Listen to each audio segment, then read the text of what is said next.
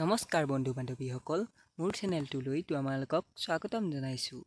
আজি মই তোমালোকক ক্লাছ 12ৰ হিষ্ট্ৰী চেপ্টাৰ 1 হৰপ্পা সভ্যতা নামৰ পাঠটিৰ পৰা কেইটামান ইম্পৰ্টেণ্ট আৰু দৰকাৰী চমু প্ৰশ্ন উত্তৰ আলোচনা কৰিবলৈ ওলাইছোঁ। অনুগ্ৰহ কৰি তোমালোকে এই কুৱেশ্যনকেইটা চাই যাবা। প্ৰথম কুৱেশ্যনটো হৈছে, ভাৰতবৰ্ষৰ পুৰাতত্ত্বৰ পিতা হিচাপে কাক আখ্যা দিয়া হয়? এই কুৱেশ্যনটো 2012, 14, 15 আৰু 16 আৰু 2025ত আহিছে। ভাৰতবৰ্ষৰ পুৰাতত্ত্বৰ পিতা হিচাপে আখ্যা দিয়া হয় আলেকজেণ্ডাৰ কানিংহামক। 2 নম্বৰ কুৱেশ্যনটো চাবা, পোনপ্ৰথমে আৱিষ্কাৰ কৰা হৰপ্পীয় সভ্যতাৰ ঠাইখনৰ নামটো কি? এই নামটো উত্তৰটো হ'ল হৰপ্পা। এই কুৱেশ্যনটো 2014ত আহিছিল। আৰু 3 নম্বৰ কুৱেশ্যনটো চাবা, ফাৰ্দাৰ এক্সকেভেশ্যনছ এট মহেঞ্জো-দাৰো কোনে লিখিছিল? 2015 চনত এই কুৱেশ্যনটো আহিছিল। ইয়াৰ এনচাৰটো তোমালোকে চাই ল'বা, আৰ্নেষ্ট মেকি। 4 নম্বৰটো হ'ল, সিন্ধু উপত্যকাৰ সভ্যতা প্ৰথমে ক'ত আৱিষ্কাৰ হৈছিল? এই কুৱেশ্যনটো 2018 আৰু 2022ত আহিছিল। ইয়াৰ এনচাৰটো হ'ব হৰপ্পাত। আলেকজেণ্ডাৰ কানিংহাম কোন আছিল? এই কুৱেশ্যনটো 2019 চনত আহিছিল। এই কুৱেশ্যনটোৰ এনচাৰ হ'ব, আলেকজেণ্ডাৰ কানিংহাম আছিল ভাৰতীয় পুৰাতত্ত্ব বিভাগৰ প্ৰথমজন ডাইৰেক্টৰ জেনেৰেল। ইয়াৰ পিছত 6 নম্বৰ কুৱেশ্যনটো হ'ল, হৰপ্পা সভ্যতাৰ স্থানসমূহত প্ৰাপ্ত এবিধ শস্যৰ নাম লিখা। এই কুৱেশ্যনটো 2020 আৰু 22ত আহিছিল। ইয়াৰ এনচাৰটো চোৱা, হৰপ্পা সভ্যতাত স্থানসমূহত প্ৰাপ্ত মই দুবিধ শস্যৰ নাম লিখি দিছোঁ, ঘেঁহু আৰু বাৰ্লি। ইয়াত এবিধ লিখিবলৈ কৈছে। 7 নম্বৰ কুৱেশ্যনটো চাবা, মহেঞ্জো-দাৰো শব্দৰ অৰ্থ লিখা। এই কুৱেশ্যনটো 2023ত আহিছিল। মহেঞ্জো-দাৰো শব্দৰ অৰ্থ হ'ল মৃতকৰ সমাধি। 8 নম্বৰ কুৱেশ্যনটো চাবা, কোনে কেতিয়া হৰপ্পা সভ্যতা আৱিষ্কাৰ কৰিছিল? এই কুৱেশ্যনটোৰ এনচাৰ হ'ব, প্ৰত্নতত্ত্ববিদ ৰাখাল দাস বেনাৰ্জী, দয়াৰাম সাহানী আৰু ছাৰ জন মাৰ্শ্বেলে 1922 খ্ৰীষ্টাব্দত আৱিষ্কাৰ কৰিছিল। বৰ্তমান কোন কোন প্ৰদেশত হৰপ্পা সভ্যতা নগৰসমূহ আছিল?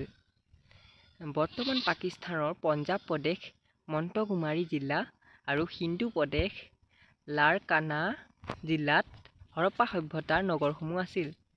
10 নম্বৰ কুৱেশ্যনটো চাবা, হৰপ্পা সভ্যতাত ব্যৱহাৰ কৰা ধাতুসমূহ কি কি আছিল? এই কুৱেশ্যনটোৰ এনচাৰ হ'ব, হৰপ্পা সভ্যতাত ব্যৱহাৰ কৰা ধাতুসমূহ আছিল তাম, ৰূপ, সোণ, ব্ৰোঞ্জ, জেস্পাৰ, ক্ৰিষ্টেল, শ্বেতপাথৰ, কৰ্নেলিয়ন, কোৱাৰ্টছ আদি। 11 নম্বৰ কুৱেশ্যনটো চাবা, লোথালত ব্যৱহাৰ কৰা 2 প্ৰকাৰৰ ইটা কি কি আছিল? লোথালত ব্যৱহাৰ কৰা 2 প্ৰকাৰৰ ইটা হ'ল ৰ'দত শুকোৱা ইটা আৰু পোৰা ইটা। হৰপ্পা শিল্প উদ্যোগৰ প্ৰধান স্থানসমূহ কি কি আছিল? এই কুৱেশ্যনটোৰ এনচাৰ হ'ব, হৰপ্পা শিল্প উদ্যোগৰ প্ৰধান স্থানসমূহ আছিল লোথাল, ধোলাভিৰা, বালাকোট, চানহো-দাৰো, নাগেশ্বৰ আদি। 13 নম্বৰ কুৱেশ্যনটো চাবা, কিমান চনত মহেঞ্জো-দাৰোত খনন কাৰ্য আৰম্ভ হৈছিল? এই কুৱেশ্যনটোৰ এনচাৰ হ'ব, 1925 চনত মহেঞ্জো-দাৰোত খনন কাৰ্য আৰম্ভ হৈছিল। 14 নম্বৰ কুৱেশ্যনটো চাবা, কিমান খ্ৰীষ্টপূৰ্বত হৰপ্পাৰ শিল সম্পৰ্কে ৰিপ'ৰ্ট দাখিল কৰা হৈছিল? এই কুৱেশ্যনটোৰ এনচাৰ হ'ব, 1865 খ্ৰীষ্টপূৰ্বত হৰপ্পাৰ শিল সম্পৰ্কে ৰিপ'ৰ্ট দাখিল কৰা হৈছিল। 15 নম্বৰ কুৱেশ্যনটো চাবা, 15 নম্বৰ, কিমান চনত আৰ.ই. হুইলাৰৰ দ্বাৰা হৰপ্পাত খনন কাৰ্য চলোৱা হৈছিল? এই কুৱেশ্যনটোৰ এনচাৰ হ'ব, 1946 চনত আৰ.ই. হুইলাৰৰ দ্বাৰা হৰপ্পাত খনন কাৰ্য চলোৱা হৈছিল। 16 নম্বৰ কুৱেশ্যনটো চাবা, কিমান শতিকাত দয়াৰাম সাহানীয়ে হৰপ্পাত চিলৰ আৱিষ্কাৰ কৰে? এই কুৱেশ্যনটোৰ এনচাৰ হ'ব, 20 শতিকাত দয়াৰাম সাহানীয়ে হৰপ্পাত চিলৰ আৱিষ্কাৰ কৰে।